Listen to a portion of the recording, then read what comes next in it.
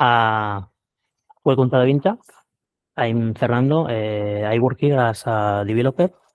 And before starting the event, I want to share you a couple of slides that explains what's Adevinta and what we do here.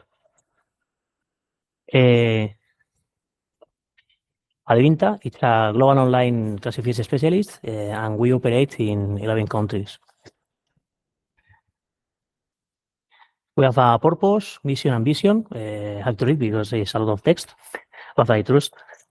We make a positive change by helping everything and everyone to find a new purpose, by creating perfect matches on the world's most trusted marketplaces, with sustainable commerce shaping a healthy planet and society. Adevinta in numbers, we have 2.5 billion monthly visits in all our portals. We are 2,000 employees, a little bit more, and we manage 25 product portfolios. In case of revenues and EBITDA, I think we are healthy. And we mainly operate in Europe, as you can see. In Spain, Milanuncios is our generalist marketplace. Coches.net and motors.net or mobility portal. Fotocasa and Habitaclia for real estate, and InfoJobs is our jobs portal.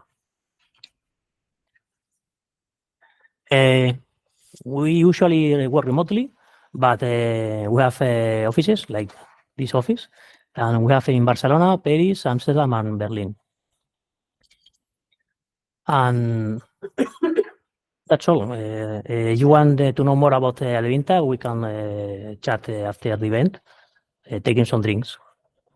And this event is thankfully to Software Cast Barcelona.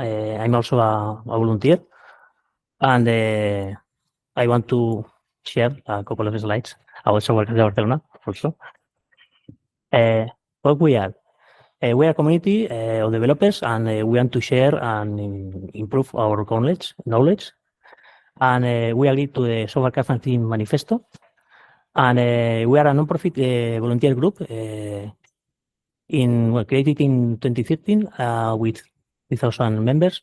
And last year, we became a non-profit association legally based in Barcelona. What we do, we have an annual event in October. And also, we do open spaces. It's like an conference and workshops, katas, or in this case, talks.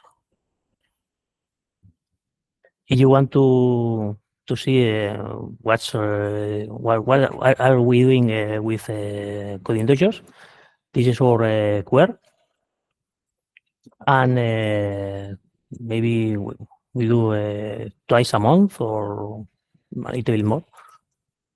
And if you are okay with the slides, okay.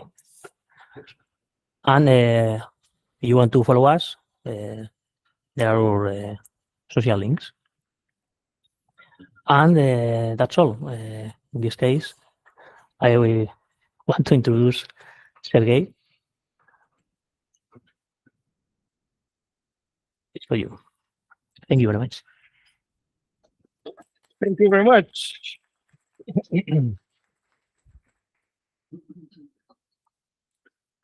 Okay, how it is going to work? It worked. Perfect. So, my name is Sergey. I am an active participant of all Software Crafters Barcelona events. And during these events, actually, I found out that some people, they don't know some things which are very crucial if we're talking about testing. And that's why I volunteered to make this presentation. And this presentation actually is mocks aren't stubs. If you're familiar with the original articles by Martin Fowler, mocks aren't stubs, this is a copy of this title. But I want to talk a little bit about what are the test doubles and how do we use them. And before we start, I want to thank Adevinta Spain for hosting this event. I want to appreciate xunitpatterns.com because this site is an online copy of a book, XUnit Framework and Patterns. And the owner of the site actually gave me the permission to use diagrams. So all these diagrams, they are under copyrights, but we can use them. So I have an official permission to do that. And many thanks for Software Crafters Barcelona for their existence and activities, because without them, these events wouldn't happen at all, I think. So, a short disclaimer. The disclaimer is, it is about the object-oriented paradigm. Some patterns, they could be used in functional paradigm, but actually it's all about object-oriented paradigm. And this presentation won't be very entertaining because it is packed with information, but Imma actually suggested to make it more entertaining by introducing some stories from the trenches. And that's why I want to start with the first story. So about 5 or 4 years ago, I don't remember, I had a fiery conversation with a guy, and actually we were talking about test doubles, and I tried to prove that spies exist. And the guy answered, and the argument was, I don't use them during my development process, so they don't exist. And that was like a solid argument, but I wasn't really agree with this argument. So I started to dig this topic, and I found a lot of very interesting things about testing, and especially test doubles. And why it is important, and actually the goal of the whole presentation, when for the first time I read this prominent article of Martin Fowler.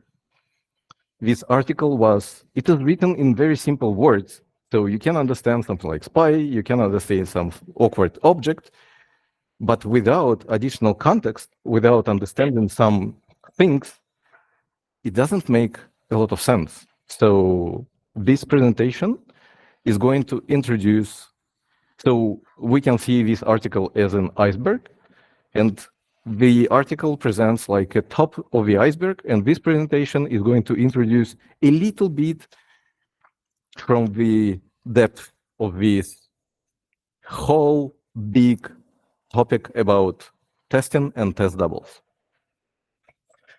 So about me, I'm a web developer with a wide range of interests. I am passionate about craft and testing, TDD and some variations. I'm an open source contributor and constant learner. Agenda.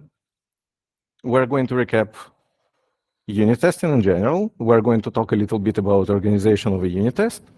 We're going to talk about verification patterns, which are very important to understand the test doubles. We're going to talk a little bit about dependency injection because I found something interesting. Then I'll introduce test doubles, a small example app. Then we're going to talk about testing strategies and final thoughts. Recap of unit testing. So what is unit testing? In computer programming, unit testing is actually a software testing method by which individual units of source code are tested to determine whether they are fit for use. And these units, they could be very different from different points of view. And I'll touch this topic a little bit later, but I want to mention that there are a very important thing about unit testing, and when you write a unit test, you need to keep in mind the important attributes of a good unit test. These are going to be attributes, and a little bit later I'll introduce the characteristics. So attributes, there is an acronym, FIRST. And there are two schools of thought about this FIRST acronym. First, it could be fast, isolated, repeatable, self-verifying, and timely. So fast, all unit tests should be very fast, ideally super fast, because if they are very slow, nobody is going to use them. They should be isolated, and it depends on the way of thinking. They should be repeatable and idempotent. And idempotent means that with the same input, they should provide the same result. Or we can think about no side effects is another characteristics of idempotency. Self-verifying. So self-verifying to me is something like they should be very simple. So they should just provide fail fast, and you don't need to think a lot about what has happened, why. No, it's just green or red and nothing else. And timely. Timely is a very interesting characteristic. It's when you write code, you need to think about writing tests. So your code should be covered with tests. If you use TDD, obviously you are going to cover your code base with tests. If you don't, well, you need to think about probably some integrational test upfront or about some smoke test, probably, but something that gives you understanding and gives you like support for your future development. Yes, I'm going to share it. Another way of thinking about first is actually fast stands for fast, as usual. I stands for independent. And this way of thinking is independent, so the test should be independent.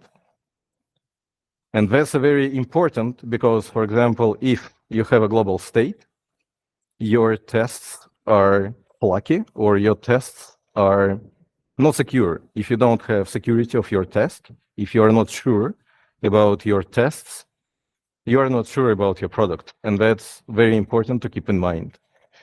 Self-verifying is the same, but T stands for thorough. And thorough is a very interesting concept, which you actually have to keep in mind. It stands for you need to test all happy paths and fail paths. You need to try to test all the edge cases if you can. You need to try to test invalid and illegal input if your language is like dynamic language.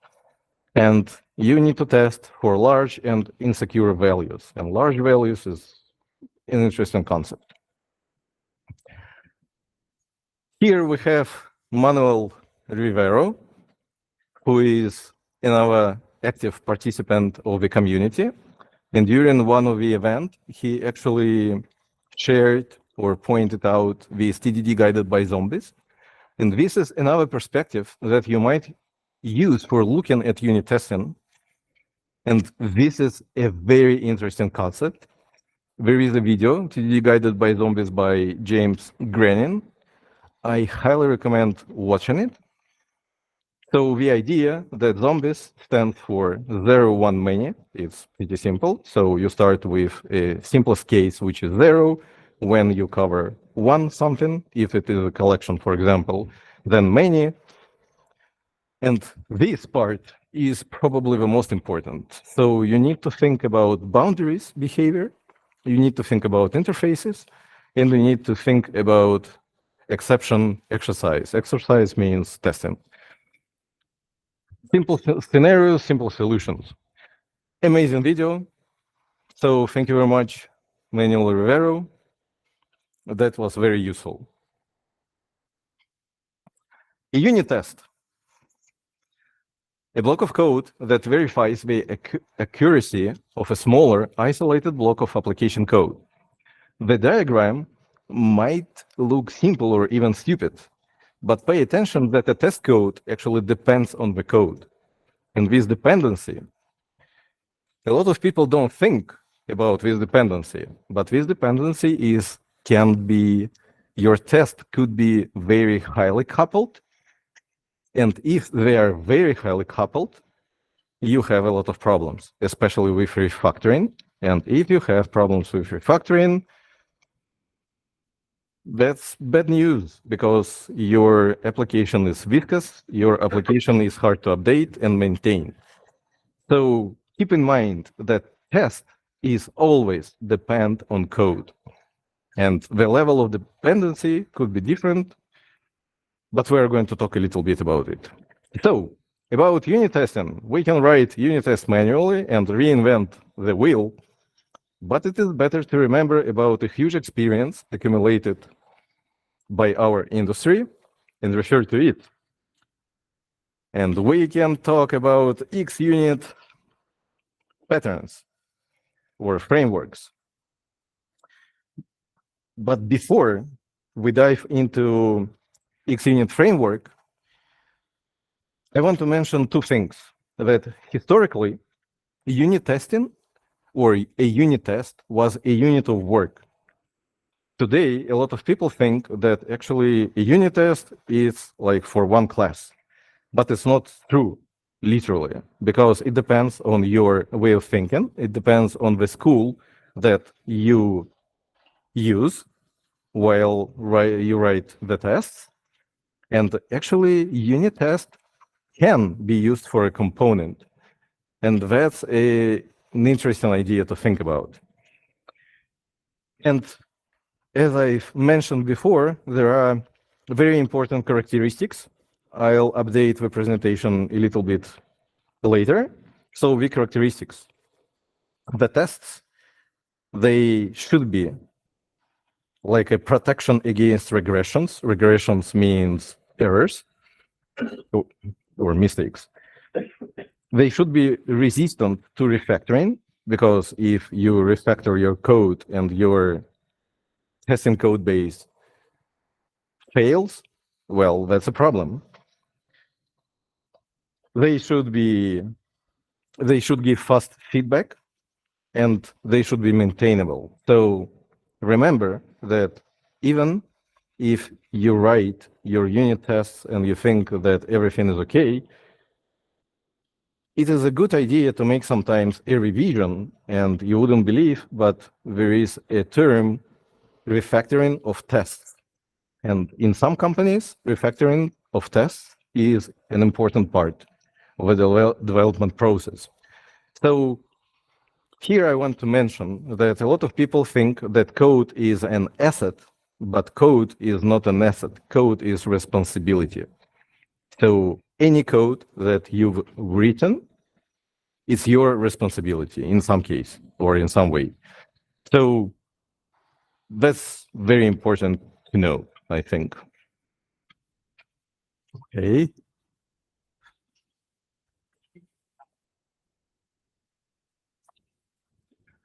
XUnit framework. XUnit framework was written by Kent Beck. It was written for Smalltalk. If you want to be very deep in object-oriented paradigm and you like object-oriented paradigm, I highly recommend reading a book which is called Best Practices of Smalltalk, which was written by Kent Beck. And actually, the majority of object-oriented languages partially came from Smalltalk, and that's very interesting. So what is XUnit framework? The XUnit framework is a language agnostic framework to write and use tests. And before we dive into this XUnit framework and the test doubles, and the test doubles is the important part of this XUnit framework, we need to go through the vocabulary, because the vocabulary is going to give us the possibility to understand what is happening here. And by the way, these diagrams, to me, are very important to understand. Why? Because actually, they give you a high-level view of what happens during you test your code.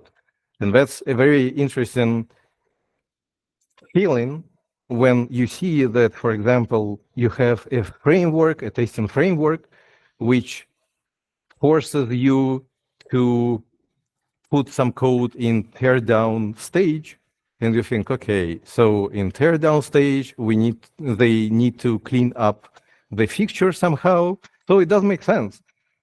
And that's a very interesting feeling when you understand how it works in general. So it's like a machine to me. Vocabulary, test runner. So test runner is pretty simple stuff. A test runner is an executable program that runs tests implemented using XUnit framework and reports the test results. The test results could be red or green. Test class, test case class, a test that contains test methods. And actually, there are different ways of thinking about it. So you can write a test class for a class, or you can write a test class for a feature, or you can write a test case class for a fixture. Well, I am accustomed to write for a class, obviously. A test method. A test method is a test that exercises one or more test conditions. Usually, one condition per test. If you see a lot of conditions in your test, well, that's a code smell. That probably you need to think that this test does too much, and it is related to single responsibility principle as usual. Test condition. Test condition is something we need to prove the SUT, or system under test, really does. But sometimes it can be done indirectly. And we're going to cover this topic about indirect testing. So the test condition can be described in different ways. It's not very important. The most important that is something we need to prove the SUT does. Fixture. A fixture is a very vague term. I saw a lot of definitions. So my understanding is actually a text fixture, a test fixture is actually a test context. Is the set of preconditions and states needed to run a test. So before every test, we need to set up this fixture, and we need to set up a good state. That's important, because if we set up a bad state, our test won't work. And we need to return to the original state after the test. Each test constructs its own brand new text fixture. That's ideally. Some frameworks actually work a little bit different without actually, there are shared fixtures. It's not very important. The most important that there is a fixture, and your SUT grabs or takes everything from this fixture, everything that it needs to do. So for example, parameters. If you want specific parameters, you provide them into the test, and that's a part of fixture. That's important to understand. SUT. SUT, or system under test, short for whatever thing we're testing. According to the original definition, it can be a class or a method on the test unit level, or it can be a major subsystem, or even the entire application on a higher level. So as I've said, this XUnit framework and these patterns could be used for any level of testing pyramid. Before using them in integration test, you need to think, does it fit or not? But in general, some patterns, they are applicable. DOC, dependent on components,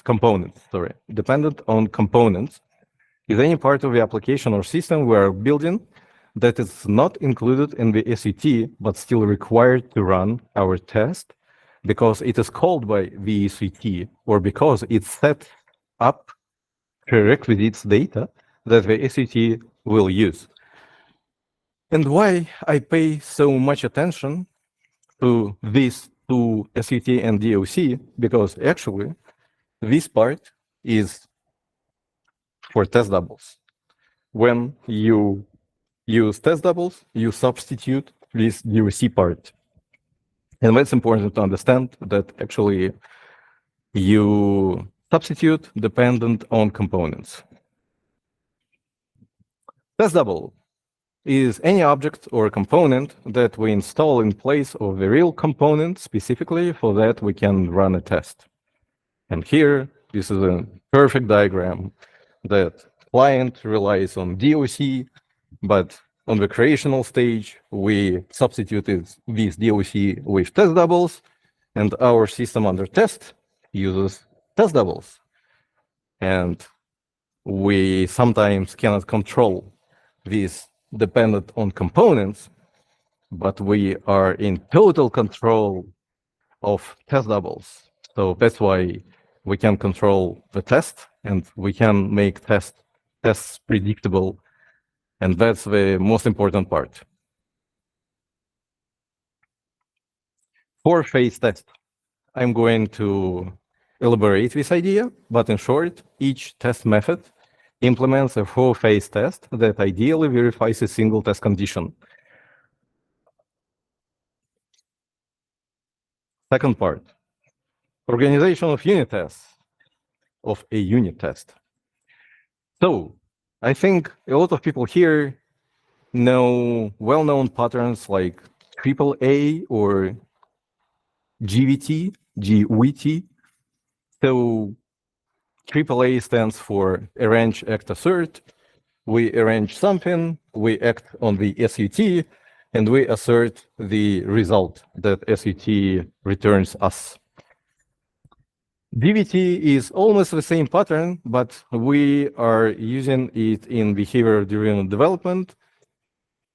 And it is like the same idea, but we are looking at the system from a higher level a little bit. And even here, you can see the difference that for the unit test, I used it can sum two numbers. For the behavior test, it should sum two numbers.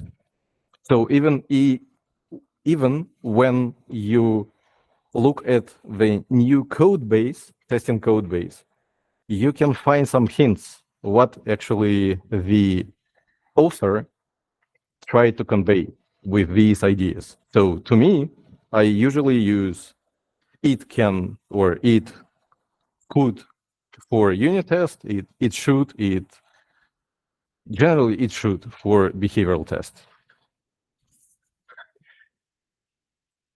But a lot of people never heard about four-phase test. And actually, four-phase test is a higher level concept or of this AAA and GVT. It's the main idea is actually your test before exercise the system under test. It uses four different phases. And these phases are fixture setup. So you somehow populate the fixture, you exercise SUT, you verify the results, and you tear down the fixture. That's a very high-level concept because in a lot of frameworks, these parts could be separated. So in the majority of XUnit frameworks, there are additional or specific setup methods and teardown method. So there are two methods which are in charge of setting up and tear down the fixture. But you can literally set up something or add to your fixture during the exact test. So it's good to know that how it should work. Verification patterns. Verification patterns, this is a topic which is quite boring, but we need to go through it. So test automation is about verifying the behavior of the SUT. And some aspects of the SUT's behavior can be verified directly when we check the outputs, when we make assertions on the outputs of SUT. This is a direct way. But sometimes we don't have such a possibility. And in this case, we verify something indirectly. And when we verify something indirectly, we need to use some objects. So, state verification. We inspect the state of a system under test after it has been exercised and compare it to the expected state, or in short, assertion. Behavior verification, we capture the indirect outputs of a SUT as they occur and compare them to the expected behavior. In short, expectations. So I'm going to skim through these two slides. The most important, as usual, diagrams. So in this diagram, we can see that we exercise the SUT. This SUT does something, and it returns the state. And we verify the state. And this is a simple idea that this is state verification. So we did something with SUT. We verified the expected state. Behavior verification. We exercised SUT. We provided somehow the DOC objects to this SUT. So we populated somehow this fixture, and our SUT has used this substituted DOC. And then we verify the behavior of SUT here. And this distinction is very important because this is the borderline between stubs and mocks. Stubs are for state verification, mocks are for behavior verification. Do you have any questions? Are you sleeping? Okay, so some interesting stuff. Dependency injection. Before this presentation, I thought that I know almost everything about dependency injection, but that's actually not true. And I think I have a lot to learn more about it. So in software engineering, dependency injection is a programming technique in which an object or function receives other objects or functions that it requires, as opposed to creating them internally. Dependency injection is the key to modular, loosely coupled, and reusable code. Besides, using dependency injection, we can create a flexible software which conforms to open-close and dependency inversion principles. But the interesting part is the types of dependency injection. So we have constructor injection, which is pretty simple. So our SUT receives the dependencies at the constructor layer or level and save them to a field. We have property injection. It's a setter, or we can even populate or provide a dependency through the public field. But public field, I think everybody knows that this is an anti-pattern, so don't do that. We have parameter injection. When the SUT receives a dependency as a parameter to a method and uses it inside the method. But there are other types of dependency injections, and I think the majority of you knows about DI container, which is pretty famous pattern. There are service locator and DI container, two patterns, which are pretty famous among the different frameworks. But besides, we have factory class and we have a local factory method, and we have different variations. And why it is important? Because you can create different layers of injection. So you can inject directly, but on the other hand, if you need more flexibility, you can inject a factory, and this factory is going to create something for you. And in test environment, it could create something very interesting. Same with DI container, by the way. So in the majority of frameworks, during testing, you can substitute some entities in DI container with your test doubles. How many of you know about theme? Theme.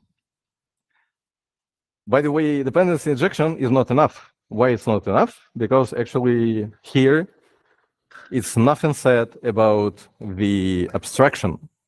So dependency injection, it could be when you provide a class, and that's all. You are not flexible.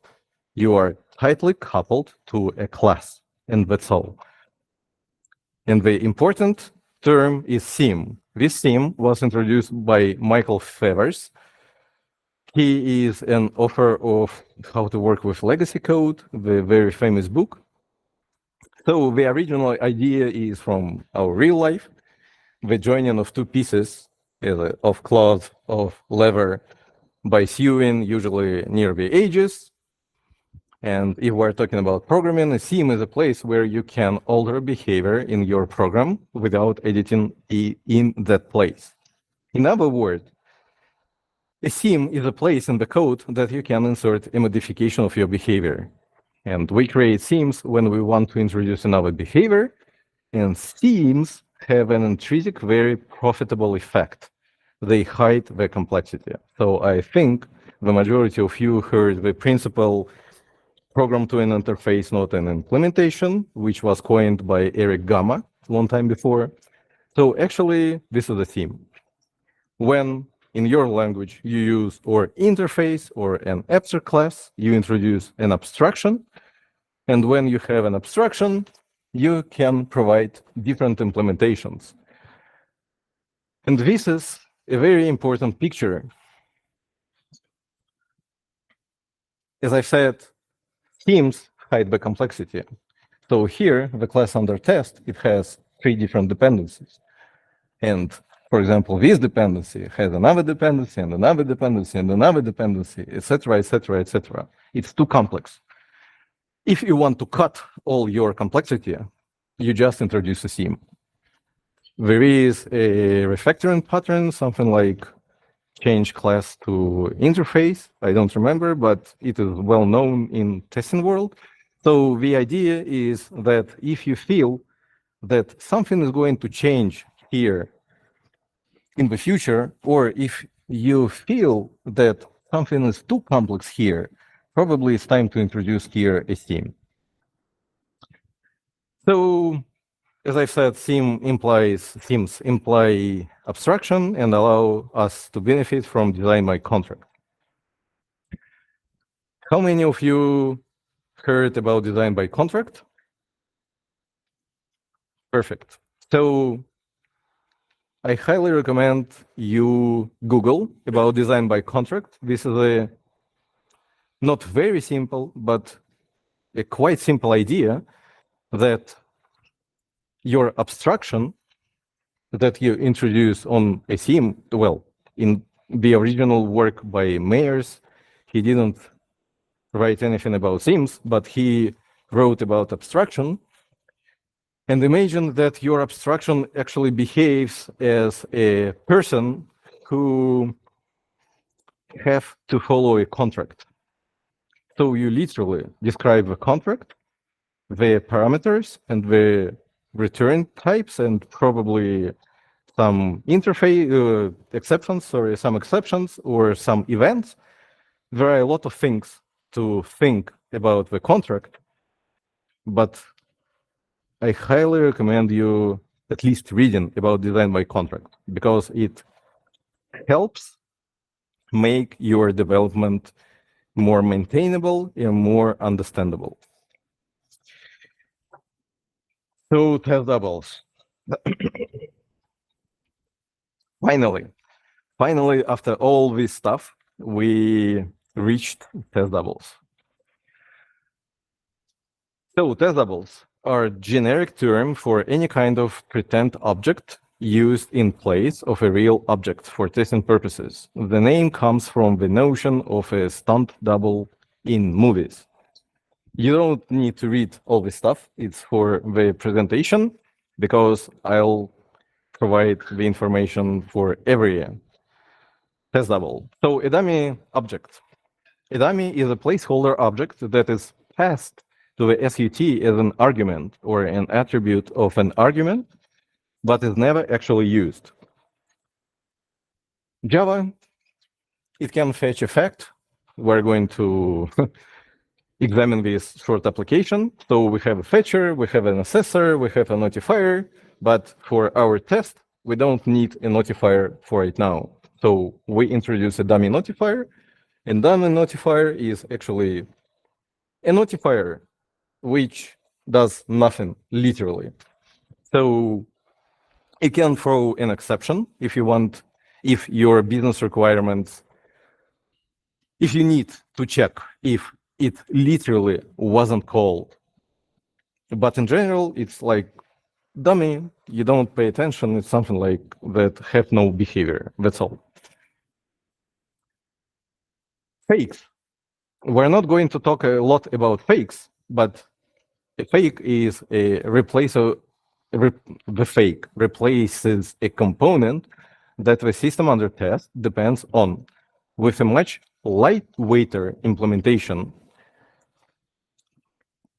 Here, I mentioned before that we have two patterns. We have state verification and behavior verification.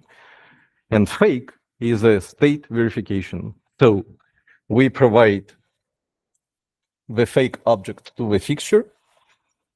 SUT, while exercising, uses the data from this fake object. And then actually we verify the SUT. So we verify a state of SUT, and that's all. The most prominent or the most famous example of fake object is in-memory database. I think a lot of people even used this in-memory database because it's faster, but it could be almost anything. Stubs. We replace a real object with a test-specific object that feeds the desired indirect inputs into the system under test. And this is state verification pattern. So the interesting moment about stubs that you literally have two options. You can create a hard-coded stub, or you can use a framework. And even if in the book I will mention later, even in the book, there is a chapter dedicated to hard-coded stubs. In some companies, as I said, some stories from the trenches, in Russia, I visited a company and they had a lot of tests, and the majority of tests was depended on the test stubs, which were hard-coded. So they had a folder with fixtures, and for example, users tab, and you always knew that when you ask a users tab for a name, it returns anonymous, and that's all. Pretty simple stuff, but it is lightning fast if it is hard-coded. So this is an interesting point to note. So some code is going to be in PHP. Sorry, guys. However, besides the $mark, it is almost Java. So as I said, we replace an object. So here we have a mock. Oh, sorry, we have a stub. And this is a very interesting, actually. So you can see the discrepancy. Fetcher stub create mock. In some frameworks, you don't even have create stub method. In PHP unit you have, but I did it intentionally because it's not the framework, but you who actually describes the exact test double. Because here we have we don't have any expectations, and we are going to reach the expectations on the next slide. So when you don't have any expectations and you just return something when a method is called, it is called a stub. Pretty simple stuff. So do you remember arrange, act, assert, arrange stage, act stage, assert stage? Pretty simple. Actually, I prefer to use these structural patterns like AAA to write all my tests. So it reveals my intentions. Some notes on stubs. They, as I've mentioned, they can be hard-coded. Sometimes the stubs can give a false positive, especially because of TDD and hardcode. How many of you heard about transformational premises? What is it called? Transformation premises in TDD. TPP it is called. Yes. So this you can Google like TPP in TDD. It stands for you have a feed where you have a result values or return values. And for example, if your method doesn't, if you are thinking about which actually return data you have to use on the next step, you have this pretty defined sheet where you can find the next easiest return data that can you use. And this is a very good technique, but however, there is a downside because stubs, they don't actually test the behavior. They are aware of behavior. They don't know nothing about, they don't know anything about behavior. So once I hard-coded something and I was distracted. And I actually forgot to update this hard-coded return value. I covered everything with stubs and everything worked perfectly until it went to production. So that's an interesting point. Another point that stub data should be very different from your expected data. So for example, here, I didn't yet present the application, but it is going to be the application that actually asks the public API about some facts about cats and grabs a fact and assess this fact. So for example, here, return value fact cat is, to me, it's sort of anti-pattern because we are expecting to get a cat here because a fact about cat, it's highly likely that it contains a word cat. So we can use a word test, or we can use something like gibberish, and it is going to be better because this returned or step data should be very far from your real data. And that's a good idea, in my opinion. Mocks. Oh, mocks, actually, I had very tough time to wrap my head around this idea of mocks. It was like a nightmare. I watched different videos. It was a long time ago, but I remember that I watched different videos and I couldn't wrap my head how it works. How? But with this diagram, it is very easy to understand. So mocks, replace an object that SUT depends on with a test-specific object that verifies it is being used correctly by the SUT. Well, here it's not only correctly, how it was being used by the SUT.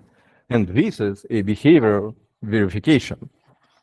So diagram is pretty good in this case. So you set up a mock object somehow, it doesn't matter. So your mock object is in fixture and it substitute a DOC object. Then your SUT calls something on your mock object, and the mock object can verify this behavior, or you can verify it after the SUT worked. And that opens us the route to the spice.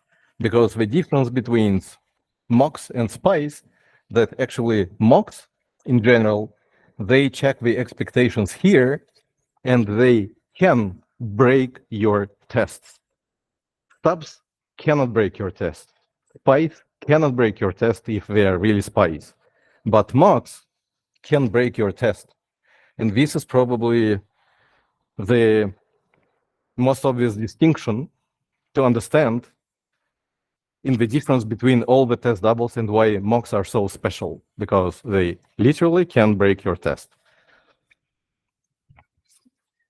Code. So we have a mock, feature mock, and we set an expectation. When we set an expectation, we expect that this method is going to be called by the SUT. And here we can provide how many times.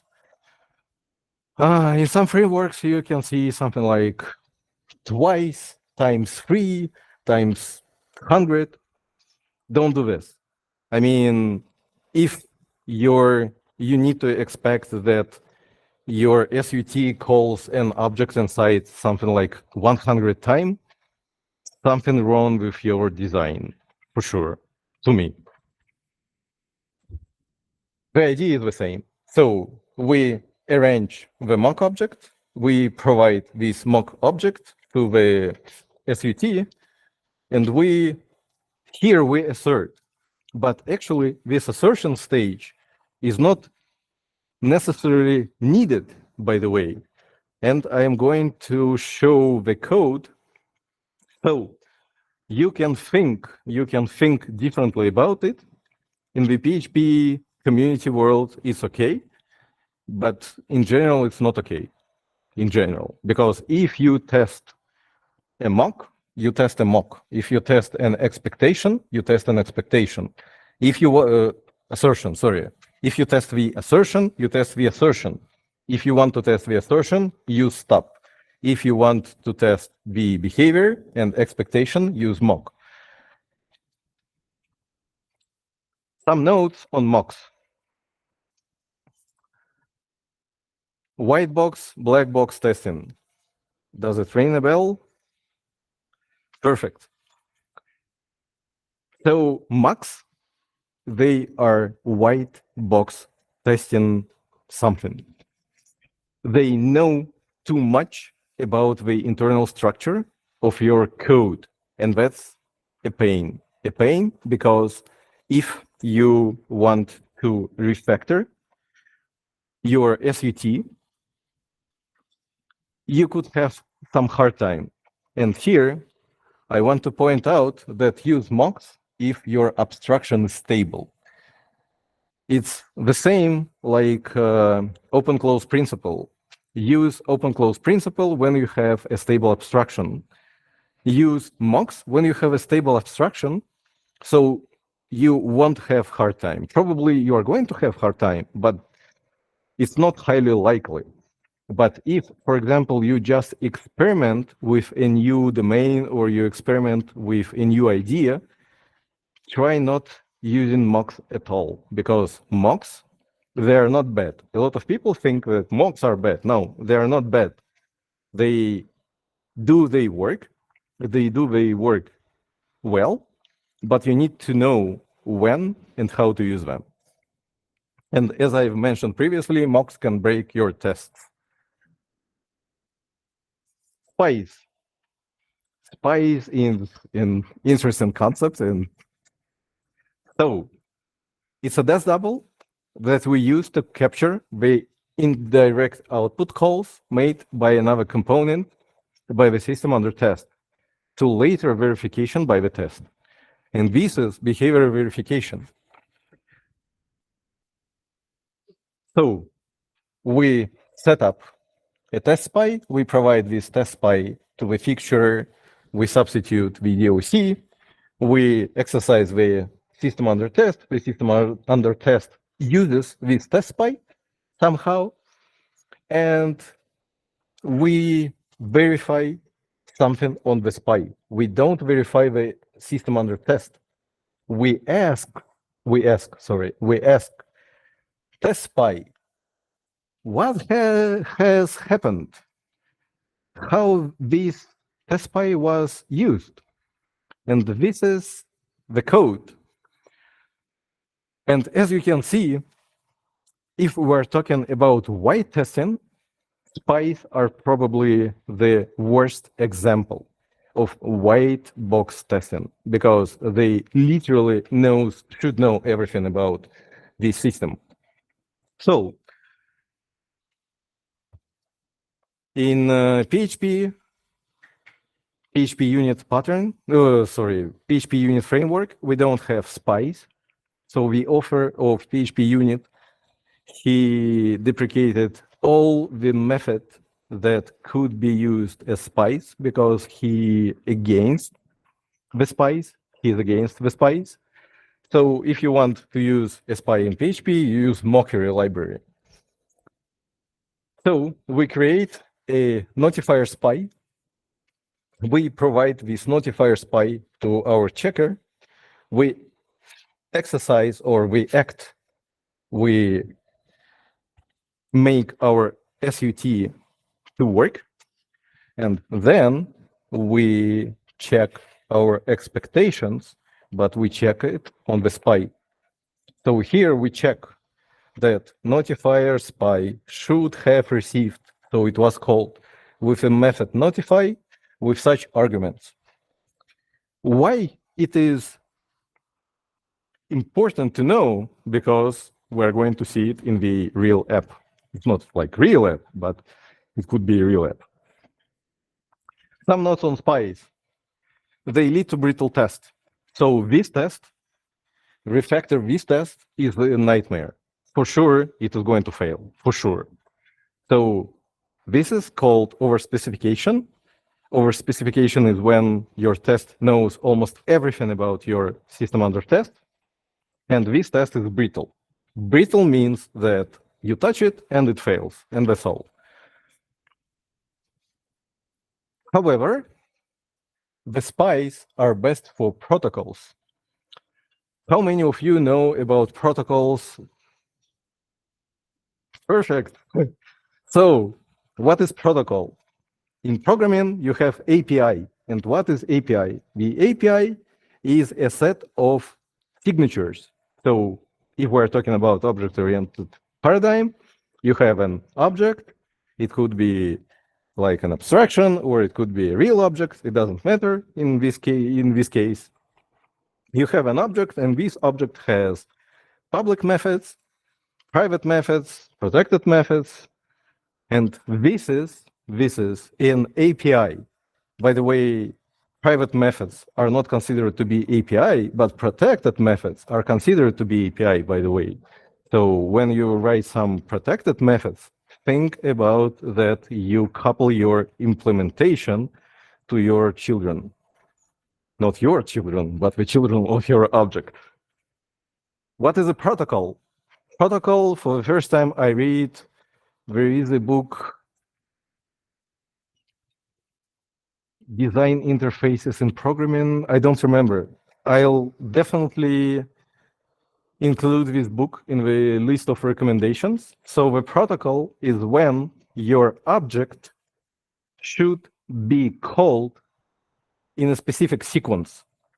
In this specific sequence, for example, if you have an ORM, in some ORMs, which are active records, if you want to remember data, you need to update the data before and then you save. And this is a protocol, because if you want to achieve something, you need to call the sequence, the exact sequence of methods.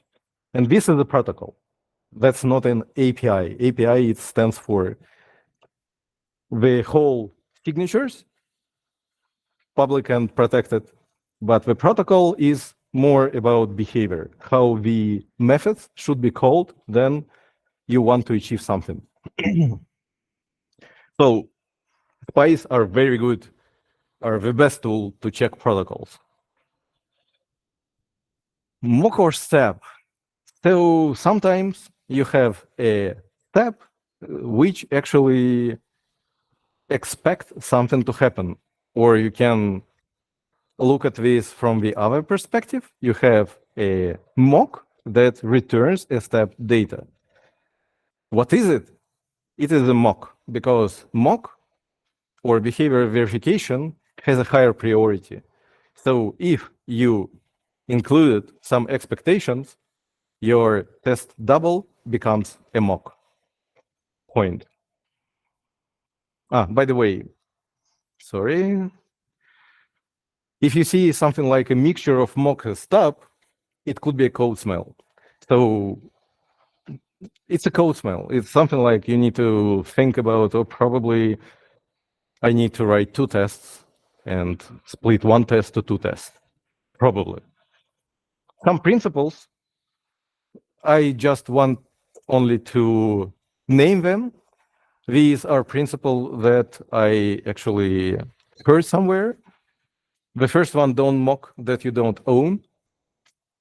And the second one is don't mock SUT, even partially. Don't mock SUT is an adage by Sandy Metz, a very interesting author from the Ruby community, and even partially came from Java world. Why it is bad practice to mock something partially? Because if you are coupled to a state, when you partially change the state, it can break invariants inside the class, or it can break the expected behavior. An example application. So there is a perfect book.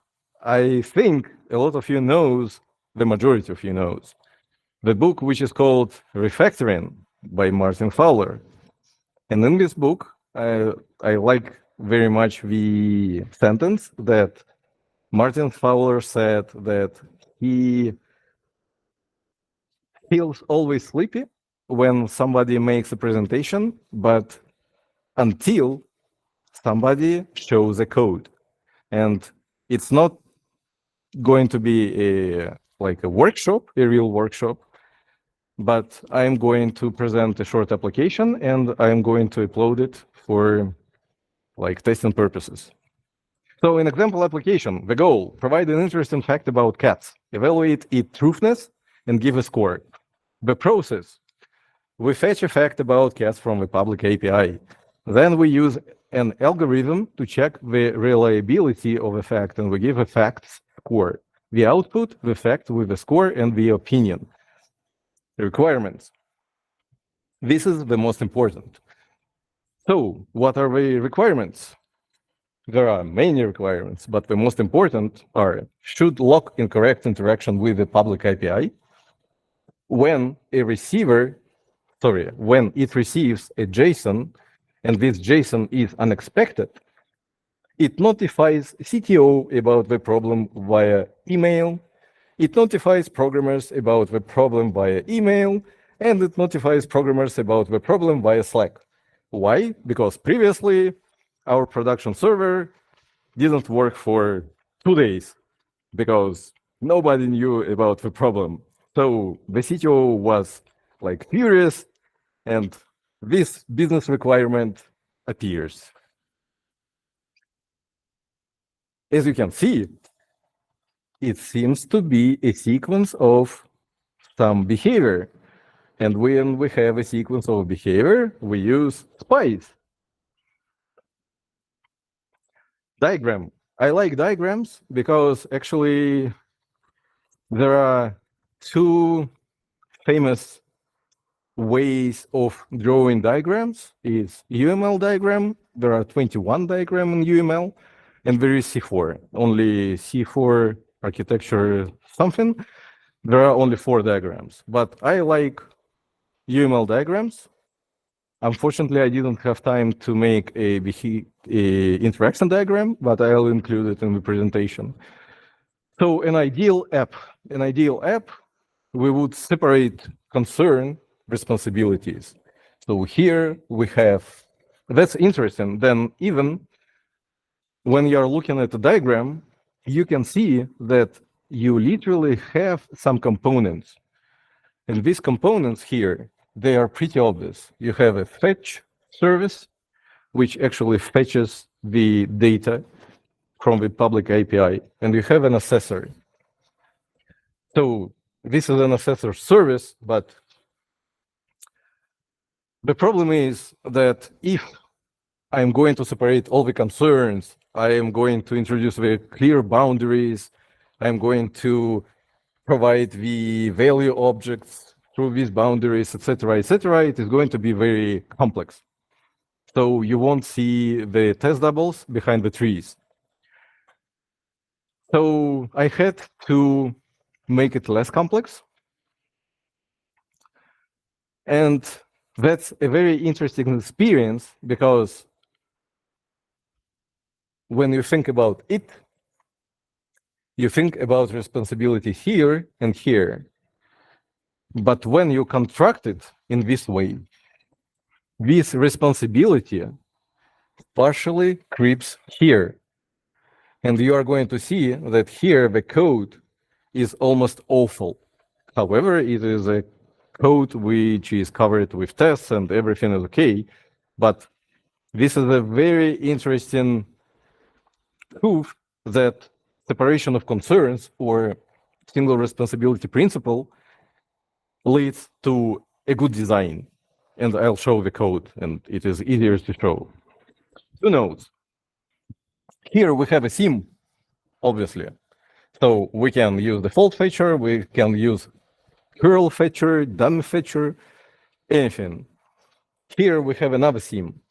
And why we have the theme? Because here we have an aggregation of scorers.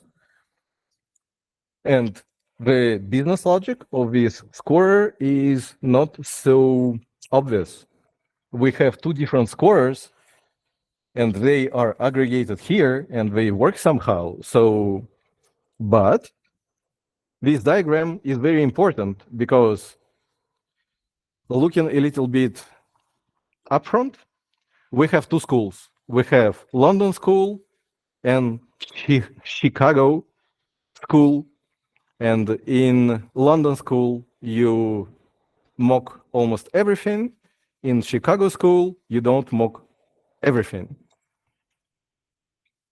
This part, we won't mock in Chicago School or classicist school, but we are going to mock it with London School, or what is it called? Classicist and mockist. In mockist school, we're going to mock it. In classicist school, we're not going to mock it. So what can go wrong? And that's a very interesting question. Do you usually ask yourself before implementing something? So here we have an unpredictable nature of API. When we have an API, a lot of things can happen. But here, we don't have nothing, literally. So let's explore it. Feature component, problems and exceptional conditions. Error requesting data without unspecified reason. Error requesting data due to a timeout. An empty JSON, an invalid JSON, and unexpected JSON. Assessor components, problem and exceptional conditions. They don't exist. You just provide an empty string, it returns 0 score. You provide some gibberish, it returns 0 score or something, but it doesn't have any exceptional conditions at all. And that's an interesting point to mention here. So in the original article, I mean, stubs aren't mock, there is a term which stands for, or the term is awkward object. And what is an awkward object? And that's very interesting that Martin Fowler, unfortunately, he didn't explain what is an awkward object, but from these 2 lists, we can definitely see that this is an awkward object. It is hard to work with this object, and it is easy to work with this object. If we want to elaborate a little bit, so the awkward objects, there is a term which is called out of process. So out of process is everything outside of your application. If you have database, you have API, I mean, some external API, you have something else outside of your application, that's awkward. You need to mock it. Even in classicist approach. If it is hard to set up, it requires something like 50 dependencies. It's awkward. Mock it. If it depends on 10 components, well, it is obviously a bad design, but it's awkward. Mock it. Or stub it or mock it. Well, the term mock, I don't know even why, but in general, in our industry, people use mock for any test double. Well, after this presentation, you are going to use mock, but you are going to think a little bit upfront, is it a stub or mock or probably a spy or something else. So organization of tests, a list of interesting places to pay attention to. So I had this list, and we can briefly go through. Error requesting data without unspecified reason. If we want to emulate an exceptional condition, we use stub. That's interesting. How is it possible to show the code? Let's try.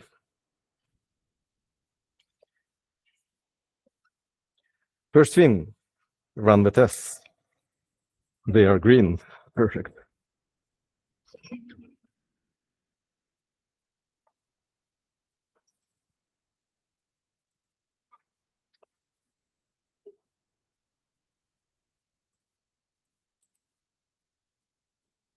Okay.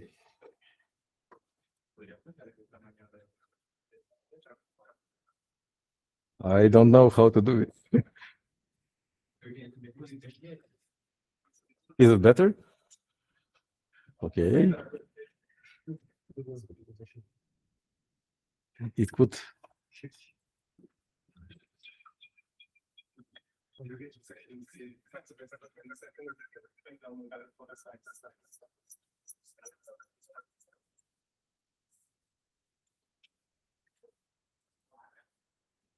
Thank you. So it can handle a request error. What do we use here? Here we use a stub.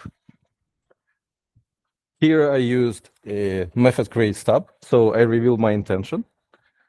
I have a fetcher stub, and this fetcher stub, it actually throws a request error exception. And by doing this, I can check this condition.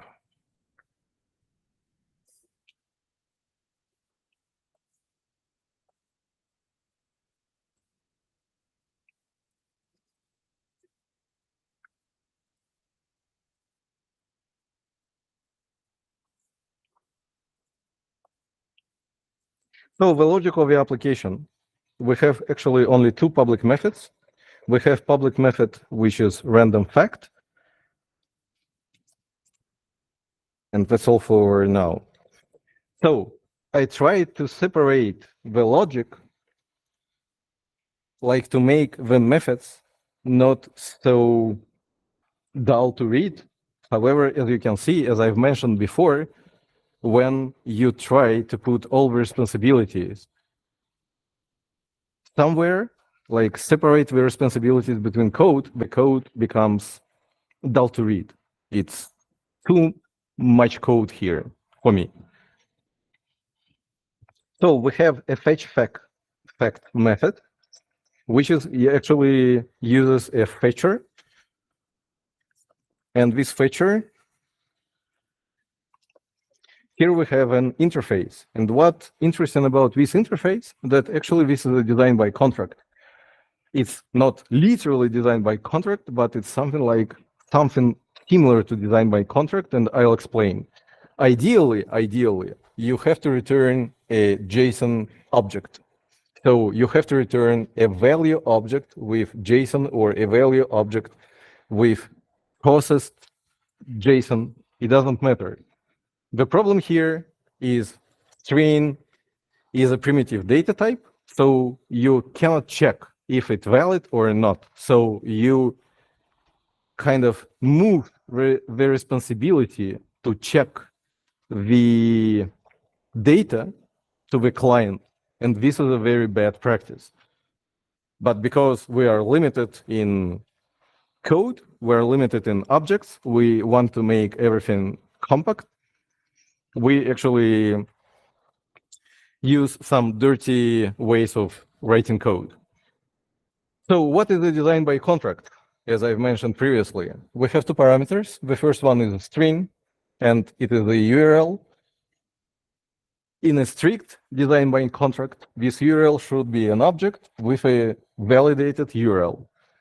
We have a return string, which is JSON, and we have some runtime exception.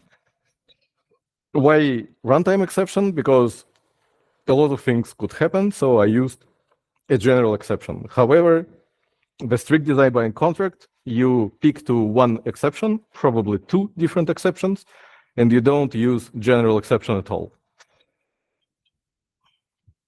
So how it works?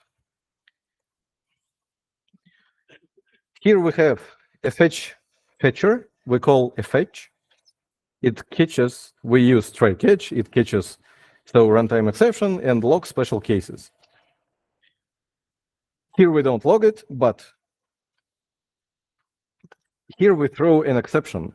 And the interesting moment here that I wanted to explain is literally how you could,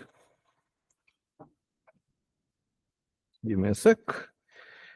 So how you could emulate, okay, how you could emulate this special condition, how you can make this feature fail with a network error. Call a server administrator? No, you cannot do that. What could you do? Like unconnect from the internet? No, that's very stupid. And this is where we can use test doubles. And here we can use actually our stub. And this stub expects, well, there is no any expectations. So if this stub is called with fetch, it returns new exception, request error. That's all. And using it, we can literally check the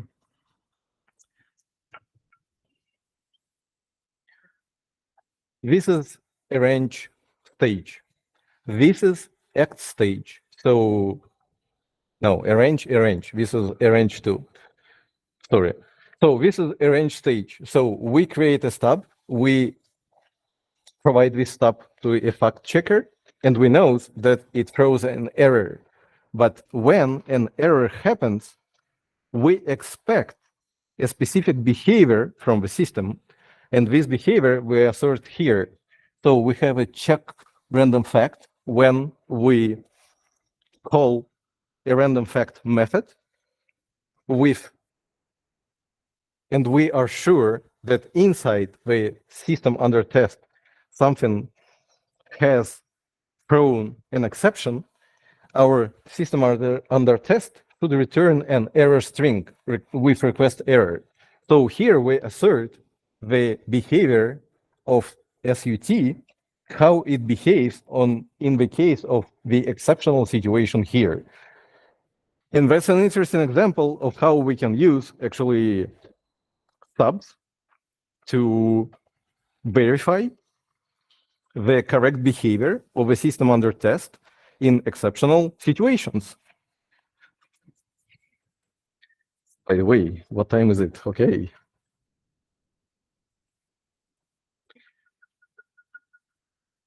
So, as I've said, I'm going to upload this repo. It is going to be PHP, Java, it's partially done, and TypeScript.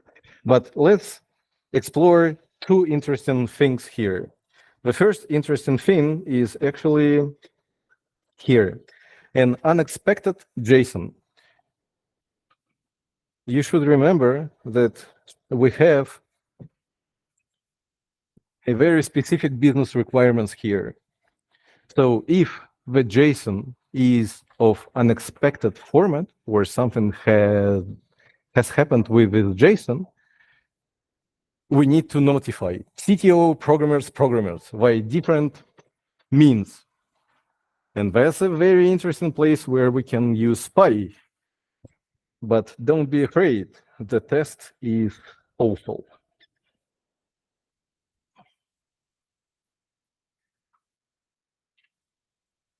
Okay, where it is.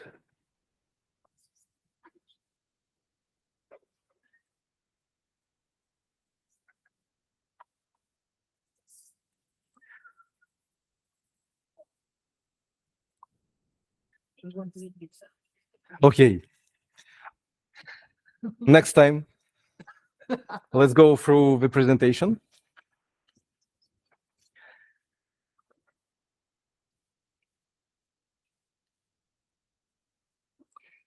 This is a very interesting thing to think. I mean, when you have an application and you plan your application, think about the things that can go wrong and try to think ahead a little bit how you are going to test them.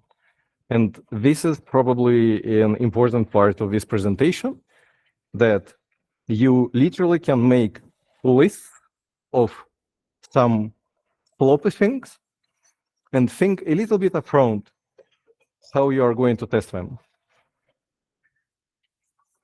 Testing strategies. As I mentioned before, and it is written in the article, so there are two different schools, classicist and mockist. Classicist school is called Chicago school or Detroit school. Mockist school is called London school.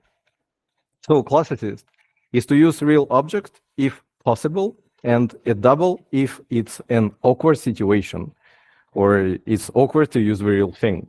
Mockist, always use a mock for any object with interesting behavior. Interesting, in this case, it means behavior in general. Here, we need to look for two different terms, which are good to know. So do you remember that unit testing is method by which individual unit of code are tested to determine blah, blah, blah? So the question is, what is the unit? And it depends on the school.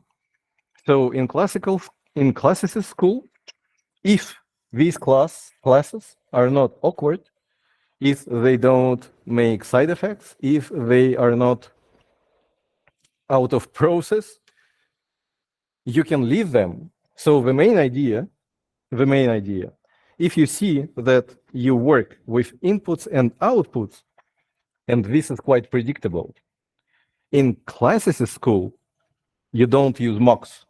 You literally test all this thing, and it is called sociable test. Sociable because it is sociable. It knows a lot of people around. Solitary test. Solitary test is when you substitute all the dependencies with mocks. These are very simple terms, but they are good to know because actually I stumbled upon these terms and I didn't know what does it mean, solitary test.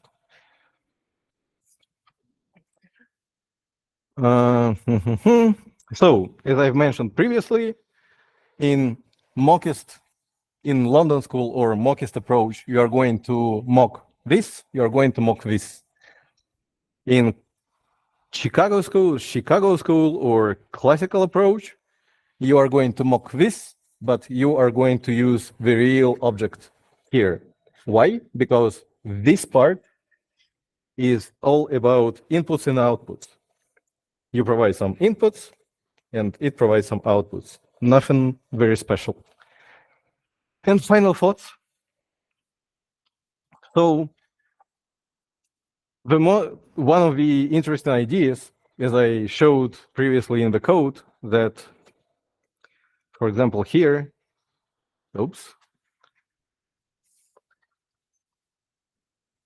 fetcher mock, create mock. But previously I used fetcher stub, create mock. This is semantics. This naming is my intention. So when you want to introduce a stub, use stub. When you want to introduce a mock, use mock in the naming of variables. It is going to simplify your code drastically, literally. After this presentation, reread the original article with all this new knowledge. And well, I bet that it is going to be read in a very different way, literally. Books. XUnit patterns, and my appreciation to xunitpatterns.com that they gave the permission to use the diagrams. The book of my compatriot Vladimir Khorikov, Unit Testing Principles, Practices and Patterns, a very good book, literally. And the book from our guys from Cadurance, Patrones Comunes que dificultan el TDD. This book is translated in English too. So these are books that I want to suggest reading after this presentation. And that's all.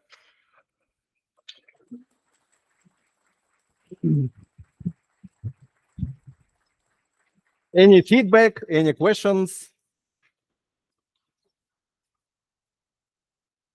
No questions, it's strange.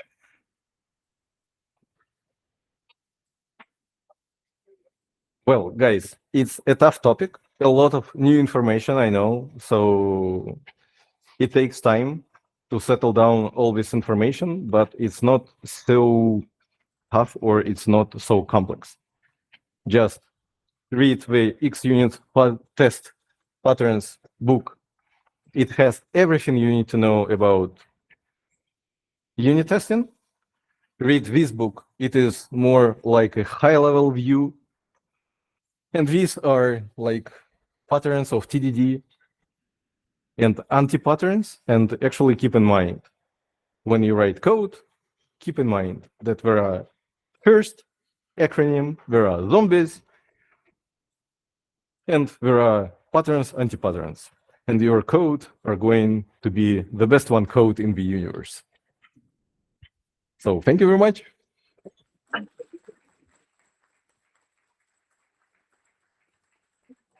Thank you for coming. We have some drinks and food.